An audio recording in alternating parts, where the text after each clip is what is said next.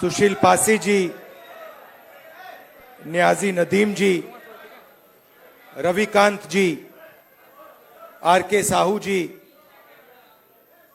राजेश सचान जी, Frank हजूर जी, मीना कोटवाल जी, Subhashini Yadav ji, Congress party के senior नेता, civil society के लीडर्स, मेंबर्स, मित्रों, आप सबका यहां बहुत बहुत स्वागत, नमस्कार।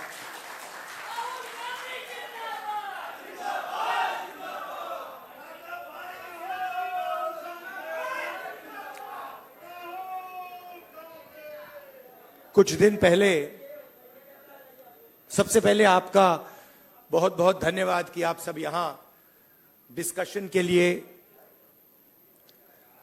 आए, मेरी बात सुनने आए। इसके लिए आपको पहले ही मैं धन्यवाद करना चाहता हूं।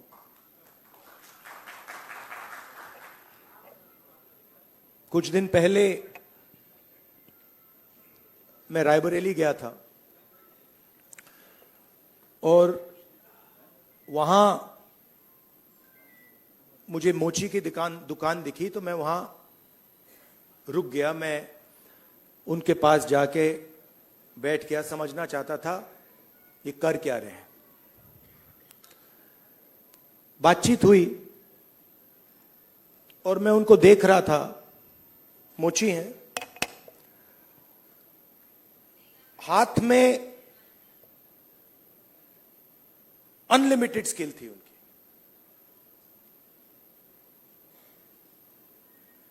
मतलब 30-40 साल का एक्सपीरियंस था। मैंने वो जूता लिया, मैंने बनाने की कोशिश की, वो मतलब सवाल ही नहीं उठता। मतलब मुझे 1-2 साल लग जाएंगे मतलब शुरू करने में। बातचीत हुई, मैंने पूछा क्या हो रहा है, कैसे चल रहा है। उन्होंने कहा ये जो मेरा बेटा है ये पहले मेरे साथ काम करता था, अब नहीं करता है, ये भाग गया, चला गया। तो मैंने कहा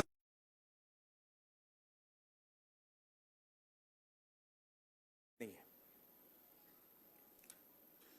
और फिर उन्होंने मुझे बोला कि राहुल जी, मेरी लाइफ में सिर्फ एक व्यक्ति ने, मेरे पिता ने मेरी रिस्पेक्ट की है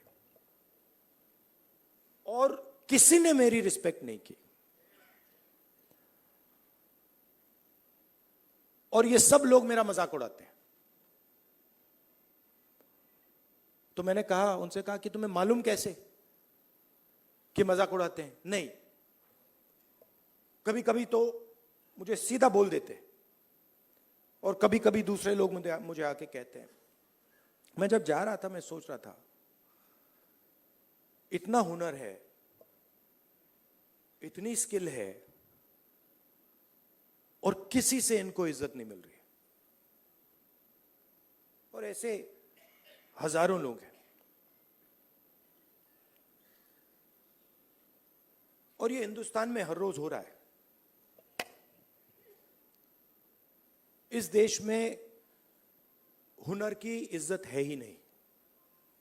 जिसके पास स्किल है, जिसके पास हुनर है, जो काम करना जानता है, उसकी इज्जत है ही नहीं।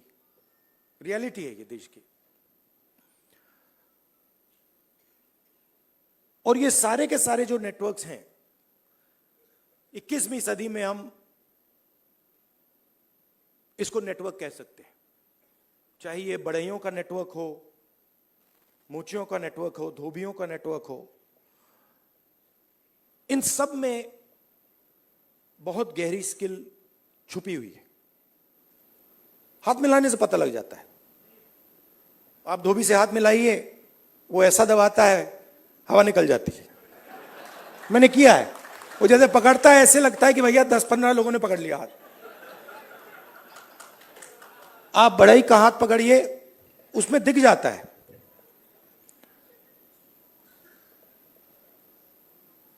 और फिर मैंने मोची भाई से बात की और मैं जो सिस्टम में काम करते हैं उनसे भी बात करता हूं। तो मुझे अंदर से दिखता है, बाहर से भी दिखता है। तो फिर जब मैं उनके साथ बैठा था, मुझे एक बात याद आई। यूपीए की सरकार थी और स्किल डेवलपमेंट मिशन यूपीए के सरकार ने शुरू किया। मतलब उसमें एक नए व्यक्ति को चीफ बनाया और उन्होंने मुझसे टाइम मांगा, तो मैंने कहा मिल लेता हूं। तो आए, टाटा कंपनी के लिए काम करते थे। आए, बैठे और उन्होंने मुझे, इंजीनियर थे शायद, उन्होंने मुझे हिंदुस्तान की जो स्किल डेवलपमेंट है उसके बारे में उन्होंने बोला। और मैं सुना, आधा घंटा बोले कि हम आईटीआई बनाएंगे, आईटीआई में लोगों को ट्रेनर बनाएंगे। ये पूरा उन्होंने डिस्कशन किया, मैं सुन रहा था। और फिर मैंने उनसे सवाल पूछा। मैंने कहा देखिए, आप आईटीआई में ट्रेनर लाते हो, वो बढ़ई को कारपेंट्री सिखाता है, प्लम्बर बनाता है, मगर आपने एक बात कभी सोची? कहते हैं क्या? कि आप कह रहे हो स्किल डेवलपमेंट, मगर हिंदुस्तान में स्किल की तो कोई कमी नहीं है। मतलब आप आईटीआई में बढ़ई तैयार कर रहे हो, मगर हिंदुस्तान में लाखों बढ़ई हैं, उनसे आप क्यों नहीं ट्रेनिंग कराते?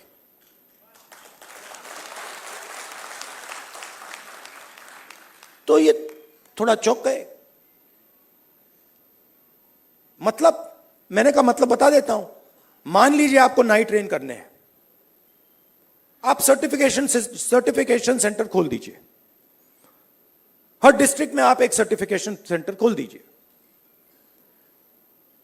और उत्तर प्रदेश के हर नाई को कह दीजिए, देखिए भैया, आप गुरु हो, आप शिष्य लो, उनको तैयार करो,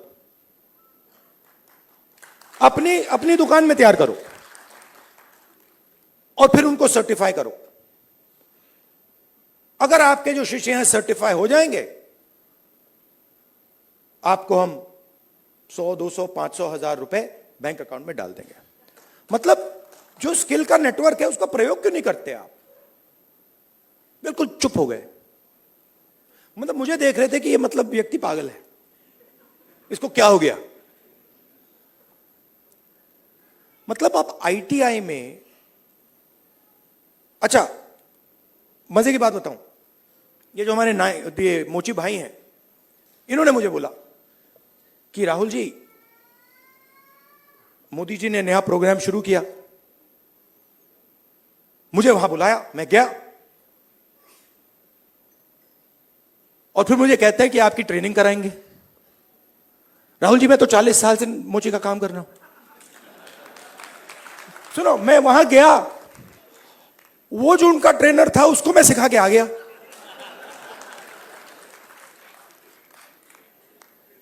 तो बात क्या है? चाहे नाई हो, बढ़ई हो, प्लम्बर हो, धोबी हो, मोची हो, किसान हो, नॉलेज इनके हाथ में है, मगर सिस्टम इनसे कोई बात ही नहीं करता। सिस्टम दूसरे डायरेक्शन पे चल रहा है। आपने आईटीआई बना दी, हमारी सरकार ने बनाई, मगर उसका जो नॉलेज सिस्टम है उसका तो कोई कनेक्शन ही नहीं है।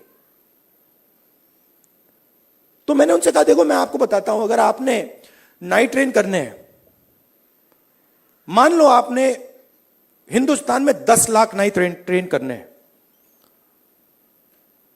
आप हिंदुस्तान के नाइयों को पकड़ो और कहो भैया आप ट्रेन करो, 6 महीने में 10 लाख नाई आपके सामने आ जाएंगे और कोई ज्यादा पैसा भी नहीं लगेगा, मगर ना।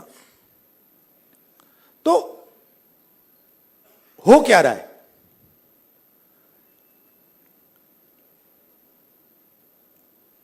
गाड़ी का इंजन होता है ना, उसमें सिलेंडर होते हैं। मोटरसाइकिल में कभी 1 सिलेंडर होता है, 2 सिलेंडर की होती है, ट्रक 8 सिलेंडर की, 10 सिलेंडर की होती है।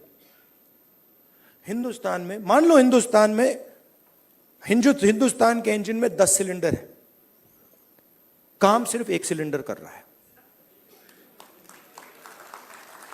मतलब 90% लोग बाहर बैठे हुए हैं और देख रहे हैं,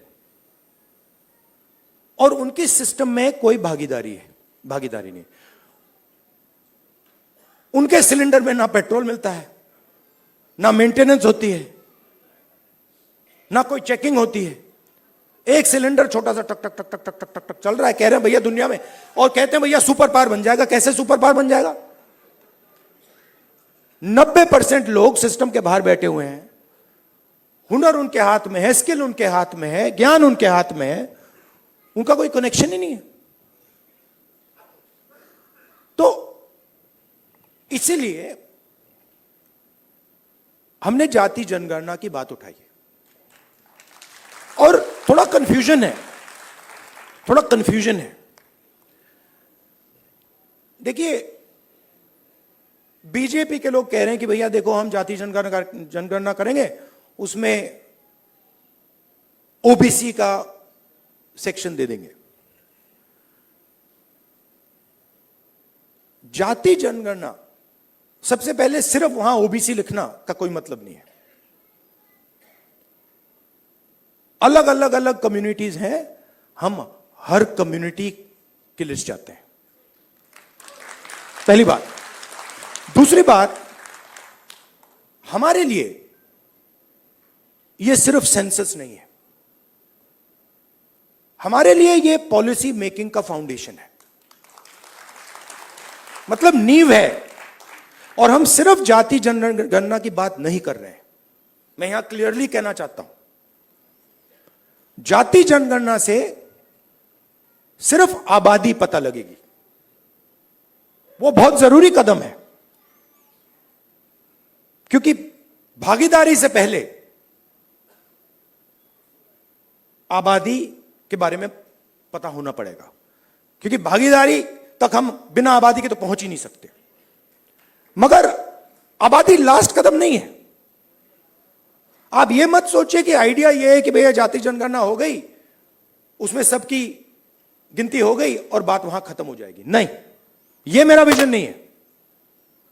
यह पहला कदम है। मेरा विजन है कि हिंदुस्तान में धन किस प्रकार से बांटा जा रहा है।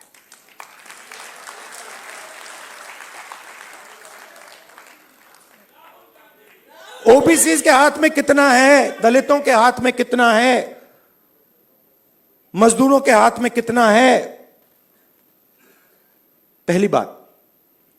दूसरी बात, हिंदुस्तान के जो इंस्टीट्यूशंस हैं, ब्यूरोक्रेसी हो, जुडिशरी हो, मीडिया हो, इसमें इन लोगों की कितनी भागीदारी है। मतलब हम यह समझना चाहते हैं कि कॉन्स्टिट्यूशन ने कहा था कि एक व्यक्ति को 1 वोट मिलेगा, मतलब सारे के सारे हिंदुस्तान के जो सिटीजन्स हैं वो समान है, एक समान है, एक जैसे हैं। तो हम ये पूछ रहे हैं कि अब 70 साल हो गए, कॉन्स्टिट्यूशन हमारे सामने है, इसका समाज पर इफेक्ट पड़ा है, हां या ना? और कितना पड़ा है?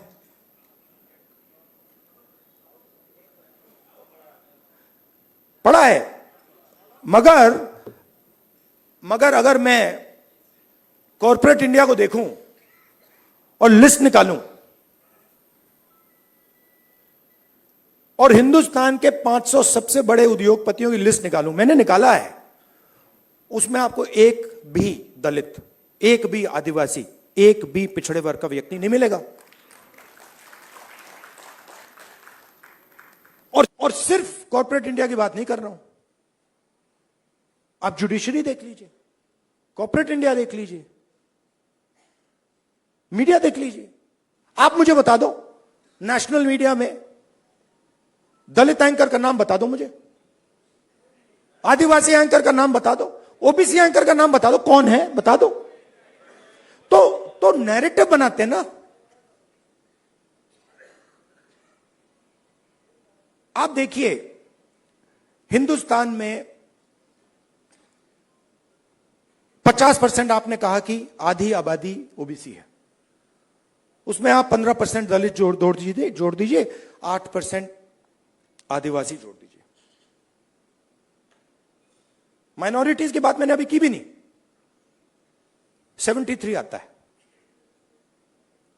73% दलित, आदिवासी, ओबीसी। कॉर्पोरेट इंडिया में 0,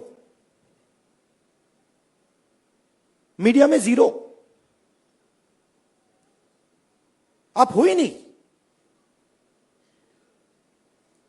तो अब हम अगर पॉलिसी बनाएंगे और हिंदुस्तान की जो सच्चाई, जो रियलिटी है, उसकी बेसिस पे हम पॉलिसी नहीं बनाएंगे तो उसका क्या मतलब है? तो मैं आपसे यह कहना चाहता था कि जाति जनगणना हमारे लिए सिर्फ गिनती नहीं है, जाति जनगणना हमारे लिए पॉलिसी फ्रेमवर्क है, और एक प्रकार से हमारा गाइड। जैसे कॉन्स्टिट्यूशन हमारा एक गाइड है जिसपे ये लोग रोज आक्रमण कर रहे हैं, जाति जनगणना, सोशो इकोनॉमिक सर्वे, इंस्टीट्यूशनल सर्वे, ये हमारा दूसरा गाइड होगा। और हमारा लक्ष्य है कि जो मैंने आपसे कहा कि 10 सिलेंडर की गाड़ी है, 9 सिलेंडर बंद पड़े हुए हैं, तो हमारा लक्ष्य है कि 10 के 10 सिलेंडर काम करें। आप मुझे बताओ, पूरा का पूरा बैंकिंग सिस्टम, पूरा का पूरा बैंकिंग सिस्टम, नरेंद्र मोदी ने 16 लाख करोड़ रुपए 25 लोगों का कर्जा माफ किया है। शेम, 16 लाख करोड़ रुपया। अच्छा, उन 25 लोगों में एक दलित नहीं था, एक आदिवासी नहीं था, एक पिछड़ा नहीं था, एक माइनॉरिटी नहीं था। तो पूरा का पूरा बैंकिंग सिस्टम 15 लोगों के लिए बनाया गया है। ये जो हमारे भाई हैं जो मोची का काम कर रहे हैं, जिनको पूरी लाइफ में इज्जत नहीं मिली, इनके लिए एक बैंक क्यों नहीं है जो इनकी मदद करे? कहे कि हम स्पेशलाइज बैंक बनाएंगे सिर्फ इनके लिए। तो पॉलिसी मेकिंग फ्रेमवर्क का यह मतलब है, हमारा काम हिंदुस्तान की 100% आबादी की मदद करने का है। हमारा काम 5%, 10% आबादी की मदद करने का नहीं है। वो सरकार का काम हो ही नहीं सकता। और उसके लिए हमें इंफॉर्मेशन चाहिए। 21वीं सदी है, हमें डेटा चाहिए। डेटा है ही नहीं। आप नोट कीजिए, मैंने 2 चीजें कही हैं। मैंने कहा है कि जाति जनगणना, social economic state census, institutional census हम कराएंगे, और 50% का जो बैरियर है, जिसको हम एक्सेप्ट नहीं करते हैं, फ्रैंकली बोलूं तो इसको हम उड़ा के फेंक देंगे। ये 2 चीजें मैंने कही हैं। और मगर उसके बाद मैंने आज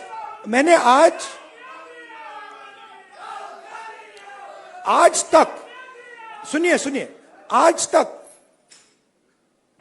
उसके बाद हम क्या करेंगे मैंने नहीं बोला है, क्योंकि पहले मैं चाहता हूं कि हमारे सामने डेटा हो कि भैया इतने दलित हैं, हिंदुस्तान के इंस्टीट्यूशन में उनकी इतनी भागीदारी है। रिजर्वेशन की बात होती है मगर चांस नहीं मिलता। सच्चाई है, सब जानते हैं। उल्टा हो जाता है, लैटरल एंट्री हो जाती है। लैटरल एंट्री हो जाती है। मैं आपको गारंटी देता हूं, लैटरल एंट्री में आपको 90% का कोई नहीं मिलने वाला। एक साइड आपको लैटरल एंट्री से मारते हैं, दूसरे साइड कॉन्ट्रैक्टर। तो मतलब नीचे देखो वहां पिटाई हो रही है, ऊपर देखो वहां पिटाई हो रही है, साइड देखो वहां पिटाई हो रही है, मतलब जहां भी देखो। और 90% आपकी आबादी है। अब अगर आपकी 10% होती तो कोई कह सकता हाँ भैया 10% आबादी है, ठीक है, बट 90% आबादी, आपके बिना देश ही नहीं चल सकता। और फिर मीडिया में आपको दिखेगा भैया, एक पहले क्या होगा, वो बॉलीवुड की बात करेंगे, वहां पे डांस गाना दिखेगा, उसमें भी आपको कोई 90% का नहीं मिलने वाला, कोई नहीं मिलेगा। मैंने चेक किया भाई, मैंने लिस्ट निकाली है। मैंने कहा भैया मिस इंडिया की लिस्ट निकाली मैंने कहा देखता हूं, मैं कहता हूं देखो यार, अच्छा अब कहते हैं मिस इंडिया की लिस्ट निकाली मैंने। सुनो सुनो, मैंने मिस इंडिया की लिस्ट निकाली, कहा ठीक है देखते हैं। मतलब माइनॉरिटी भी 90% में आती है मैडम, आप भी शामिल हैं। और आपको और शायद जो आपके साथ हो रहा है वो सबसे ज्यादा खराब है। मतलब आप पर तो डायरेक्ट आक्रमण हो रहा है, राइट। मगर आप भी 90% में हैं। तो मैंने लिस्ट निकाली मिस इंडिया की, मैंने कहा भैया इसमें तो होगा, मतलब एक दलित महिला तो होगी, एक आदिवासी महिला तो होगी ना दलित है, ना आदिवासी, ना ओबीसी, कोई नहीं। तो डांस गाना चलेगा वहां पे, कोई क्रिकेट की बात करेगा, कोई बॉलीवुड की बात होगी, किसानों की बात नहीं होगी, मजदूरों की बात नहीं होगी। आपने कभी मीडिया में मोची का इंटरव्यू देखा है? बस मेरे चैनल पे आ रहा है और किसी चैनल पे नहीं आ रहा। आप चाहे मोची हो, बढ़ई हो, प्लम्बर हो, धोबी हो, कभी नहीं दिखेंगे। और ये देश को चलाते हैं लोग। और फिर मीडिया में कहते हैं भैया मोदी जी गले लग गए, सुपर पावर बन गया। कभी वो यूक्रेन भागेंगे, कभी रूस भागेंगे, वो कभी गले लगेंगे, और फिर भैया सुपर पावर बन गया, सुपर पावर बन गया। मतलब कैसे बन गया? 90% लोग मतलब शामिल ही नहीं है उसमें, बेरोजगार हैं, भूख लग रही है। तो पूरा का पूरा मतलब डिस्कशन वही 10-15 लोगों में होता है, वही एंकर हैं, वही एक्सपर्ट हैं, वो 5-6 लोग हैं, वही बात बोलते रहते हैं एक दूसरे से, और बाकी हिंदुस्तान देखता रहता है। इसलिए ऐसे डिस्कशन बहुत जरूरी है कि भाई 90% क्या सोच रहा है, क्या हो रहा है, क्या इश्यूज हैं, क्या मुद्दे हैं। अच्छा, आप एक और बात नोट कीजिए, किसी की टांग टूटती है, वो कहता है भैया मैं अस्पताल में जाके एक्सरे करना चाहता हूं। कभी कोई उससे कहता है नहीं करो एक्सरे? कभी नहीं, कोई नहीं कहेगा ना कि भैया एक्सरे मत करो।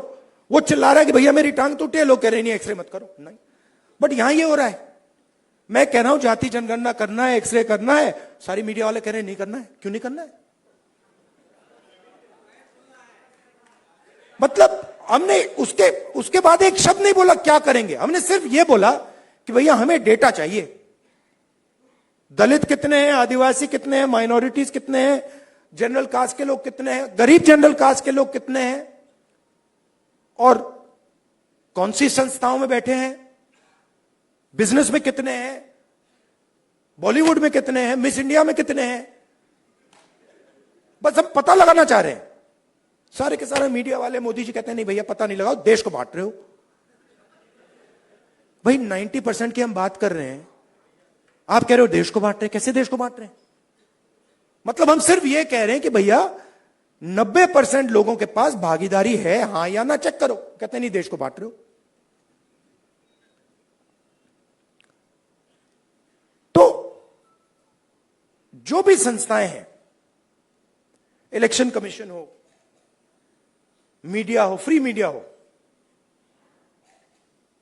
जुडिशरी हो, ये सारी की सारी संस्थाएं कहां से आई? ये इधर से आई। आप इसको मिटा दो तो हिंदुस्तान में एक संस्था नहीं बचेगी, कोई इलेक्शन कमीशन नहीं बचेगा, कोई रिजर्वेशन नहीं बचेगा। जो आपने कहा कि कॉन्स्टिट्यूशन से फायदा मिला, वो 5-10 साल में सब खत्म हो जाएगा। तो जाति जनगणना जो है वो इसको मजबूत करने का काम है। ये आप समझिए, कॉन्स्टिट्यूशन की रक्षा हम कर रहे हैं जाति जनगणना के थ्रू। क्यों? क्योंकि इसको 10% ने नहीं बनाया है, इसको 100% ने बनाया है।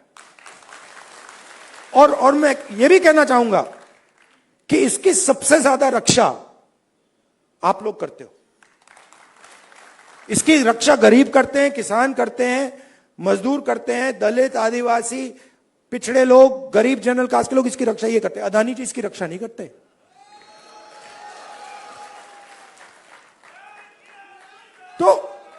तो जाति जनगणना जो है, जिसको कास्ट सेंसस कहते हैं, इंस्टीट्यूशनल सर्वे जो हम करवाना चाह रहे हैं, इकोनॉमिक सोशल सर्वे जो हम कराना चाह रहे हैं, वो सब इसकी रक्षा है। क्योंकि मुझे लगता है कि अगर हमने 90% को भागीदारी नहीं दी और 90% को हमने हिंदुस्तान के स्ट्रक्चर में शामिल नहीं किया, तो यह नहीं बचेगा। तो इसीलिए यह पैरेलल ट्रैक है। मुझसे किसी ने पूछा, आप संविधान की बात कर रहे हो और आप जाति जनगणना की बात कर रहे हो और आप रिजर्वेशन को 50% से बढ़ाने की बात कर रहे हो। मैंने कहा ये तीनों एक ही चीज है। ये दोनों जो चीजें हैं इसको बचाने की है। क्योंकि अगर हम देश में 90% लोगों को भागीदारी नहीं देंगे तो ये नहीं बचने वाला। और हमारा लक्ष्य इसको बचाने का है। ये हिंदुस्तान के गरीब लोगों का प्रोटेक्शन है, किसानों का, मजदूरों का ये प्रोटेक्शन है। इसके बिना, जैसे पहले होता था राजा महाराजा के टाइम में, जो मूड में आता था कर देते थे। वो मोदी जी मॉडल चलाने की कोशिश कर रहे हैं, महाराजा वाला, वो शहंशाह वाला मॉडल। हमने मोदी जी को यह करवा दिया।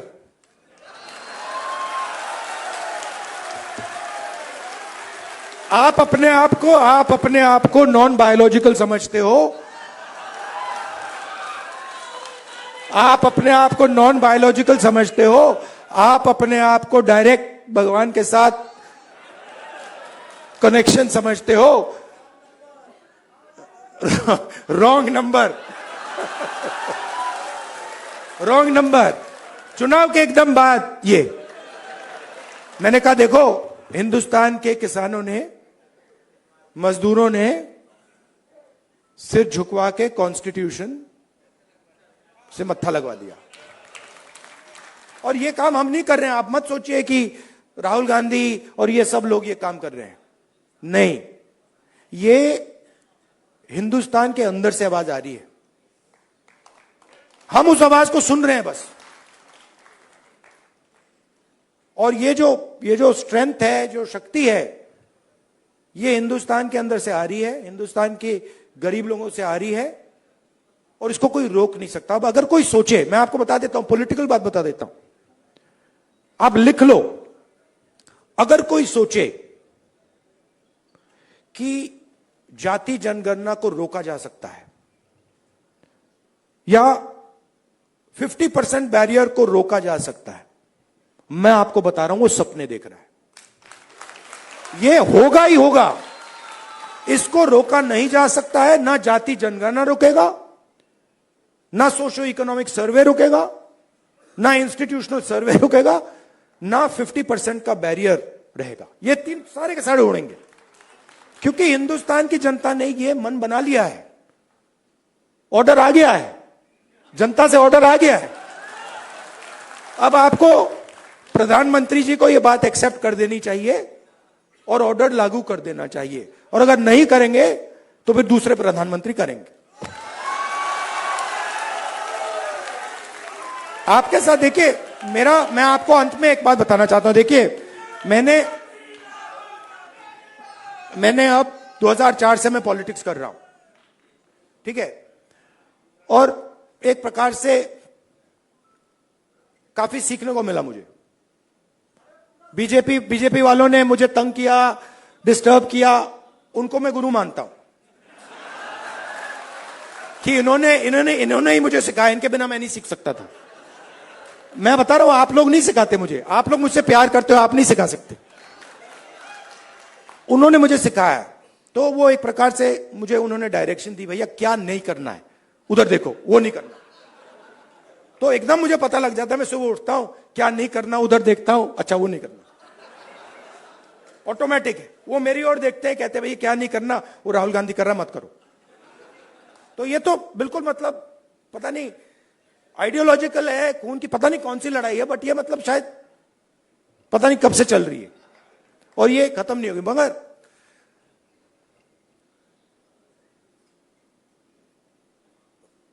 हर राजनेता के लाइफ में, हर में नहीं मगर जो सीरियस राजनेता होते हैं उनकी लाइफ में कभी कभी राजनीति से आगे चीज बढ़ जाती है। मैं जाति जनगणना राजनीति के लिए नहीं कर रहा हूं, ये आप मत सोचिए, मुझे इसमें इंटरेस्ट नहीं है। मैं पता है क्यों कर रहा हूं, क्योंकि मैंने हजारों लोगों से बात की है, जब मैंने उस मोची भाई से बात की ना, और उसने मुझे बताया कि किसी ने मेरी इज्जत नहीं की लाइफ में, मैं इस बात को एक्सेप्ट नहीं कर सकता। मैं इस बात को एक्सेप्ट करने को तैयार नहीं हूं कि हिंदुस्तान में ऐसे लोग हैं जिनके पास हुनर है, एक्सपीरियंस है, समझ है, मगर रिस्पेक्ट नहीं। मैं इसको एक्सेप्ट नहीं कर सकता। बाकी लोग एक्सेप्ट कर ले, मुझे कोई फर्क नहीं पड़ता। तो मेरे लिए ये औजार है, जाति जनगणना हो, 50% रिजर्वेशन हो, मेरे लिए ये जो हिंदुस्तान के जो आत्मा है, 90% जिसको मैं कहता हूं, गरीब लोग हैं, किसान हैं, उनको इस देश में शामिल करने के औजार है। और मेरे लिए ये मिशन है, मेरे लिए ये, इसमें कोई मतलब, आप देखोगे आने वाले समय में पॉलिटिकल नुकसान भी होगा, तब भी करूंगा, आप देख लेना।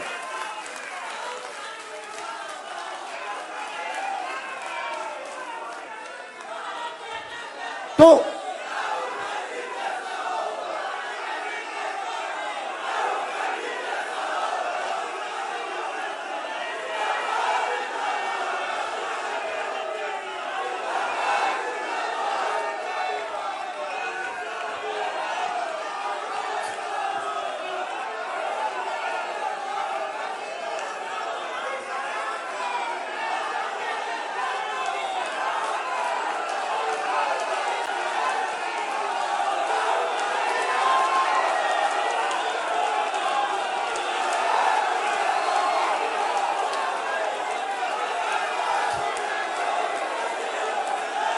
अच्छा बोल दो।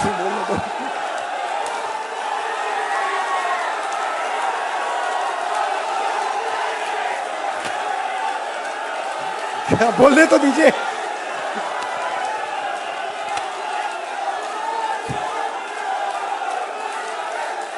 एक बार मैं छोटा था, अच्छा सुनिए दादी, एंड करता हूं मैं अपनी साइकोलॉजी, थोड़ी सी आपको साइकोलॉजी समझा देता हूं। मैं छोटा था, सुनिए थोड़ी सी मैं आपको, तो हुआ क्या, एक दिन एक जर्नलिस्ट आए मेरे पास। Love you brother. एक जर्नलिस्ट आए मेरे पास, सीनियर जर्नलिस्ट हैं, तो आप वो मेरे पास आए। जो मैंने आपको अभी बोला ना, नुकसान हो जाएगा तो भी करूंगा, तो उसको समझा रहा हूं। तो सीनियर जर्नलिस्ट आए, बैठे मेरे पास, उन्होंने कहा राहुल जी एक सेकंड भाई। आए मेरे पास सीनियर जर्नलिस्ट और उन्होंने मुझे कहा राहुल जी,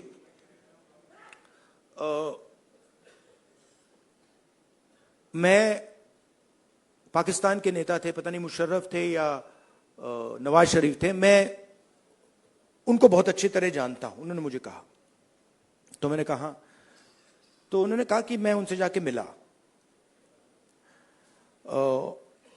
और मैंने उनसे कहा कि देखिए, अगर आपने हिंदुस्तान और पाकिस्तान के बीच में पीस करवा दी तो बहुत अच्छा होगा।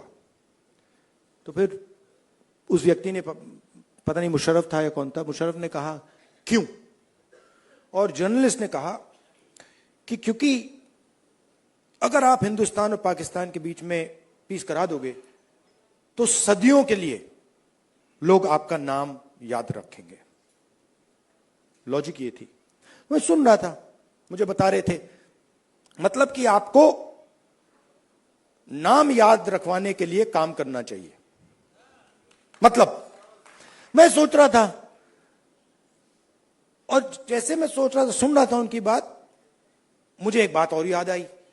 यही सवाल मैंने दादी से पूछा था जब मैं छोटा था। मैं दादी के पास गया, मैंने कहा दादी,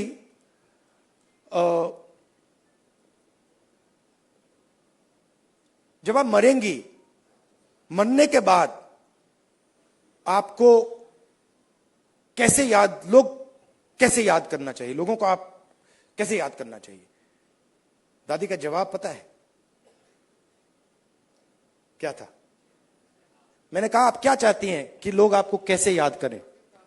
हां, नहीं, उनका जवाब था मैं चाहती हूं कि याद ही ना करें।